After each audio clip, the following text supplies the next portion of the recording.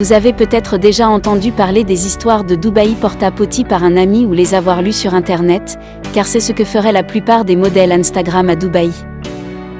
Selon plusieurs confessions sur YouTube de mannequins sans emploi sur Instagram qui se rendent à Dubaï, elles sont payées des milliers de dollars pour manger le caca des hommes arabes.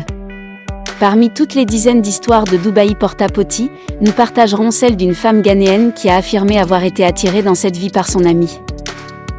Une jeune femme ghanéenne a parlé de sa terrible épreuve à Dubaï, qui lui a laissé un goût amer dans la bouche. Elle affirme que de nombreuses femmes attirantes s'envolent pour Dubaï pour manger des excréments humains et se livrer à divers fétiches sexuels en échange d'argent.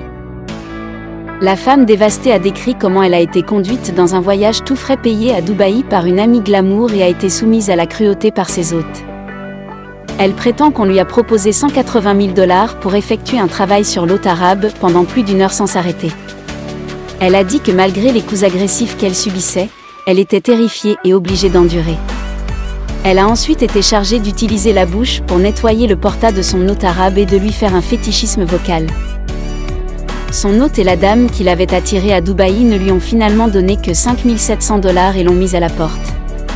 Lorsqu'elle a tenté de protester contre cet acte horrible, elle a été intimidée, insultée et même menacée. La femme a déclaré qu'elle porte toujours un énorme fardeau de culpabilité depuis qu'elle a été influencée par le style de vie somptueux de son ami, qu'elle croyait à tort associé à des affaires légitimes.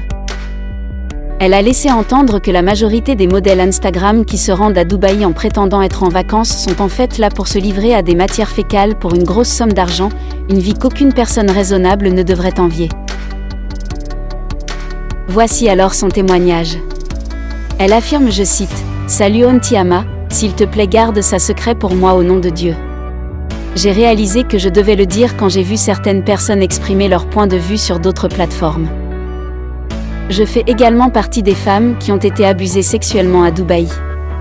J'ai rencontré une dame sur Facebook qui voyage beaucoup là-bas parce que j'ai vu des photos d'elle dans le désert et tout ça quand nous avons commencé à nous familiariser avec les commentaires sur Facebook et nous sommes devenus amis à partir de là. Elle m'a dit plus tard comment elle gagnait de l'argent en allant à Dubaï et elle couchait avec une personne qui lui faisait gagner de l'argent et achetait des vêtements et des parfums pour venir les revendre, alors je lui ai dit qu'elle pouvait m'y emmener quand elle y allait. Je lui ai dit que je n'avais pas d'argent mais elle m'a dit qu'elle paierait pour moi et je lui rembourserais à notre retour. Nous sommes alors devenus si proches qu'elle me faisait confiance. Ontiama le jour même où nous sommes arrivés là-bas, nous ne sommes pas allés à l'hôtel comme elle l'a dit, nous sommes allés directement dans une grande maison qui appartenait à un homme arabe. Il était ravi de me voir, alors je savais que c'était l'homme avec qui elle était sur le point de me mettre en contact. Cette nuit-là, elle est partie en boîte de nuit avec l'ami de l'homme. Il m'a attachée au lit de manière romantique et m'a demandé de sucer son pénis, ce que j'ai fait mais il ne m'a pas laissé m'arrêter et mes mâchoires me faisaient mal. Il a commencé à me battre et à me dire que j'allais lui donner une fellation pendant 1 heure alors je ferais mieux de coopérer parce qu'il allait me payer 18 000 dollars. J'ai souffert mais je l'ai faite. La minute suivante, il s'est assis sur mon visage, j'allais sentir son anus, pour ainsi dire, mais il m'a demandé de le lécher parce que c'est la seule façon pour lui de jouir. J'hésitais jusqu'à ce qu'il me menace avec un serpent vivant dans la pièce. J'avais tellement de regrets mais j'étais déjà là, je l'ai léché jusqu'à ce que le caca commence à sortir et cet homme m'a demandé de le manger. J'ai vraiment souffert mon Dieu. J'ai encore des cicatrices sur mon corps à cause des coups de fouet que j'ai reçus pour n'avoir pas tout mangé. Il a amené un énorme chien pour que je suce ses parties génitales et a averti qu'il me mangerait si je ne le faisais pas bien et cela aurait mis fin à ma vie. Il est ensuite parti dans sa chambre et a commencé à parler à son ami au téléphone, je savais qu'il s'agissait de moi mais je ne comprenais pas la langue. Ontiama, je n'ai pas pu cligner des yeux cette nuit-là. Le lendemain, mon ami m'a insulté et m'a dit à quel point j'avais déconné, a réservé un vol pour que je revienne au Ghana et m'a donné 5 700 dollars. Je n'ai pas survécu à cela et cela fait presque 1 an.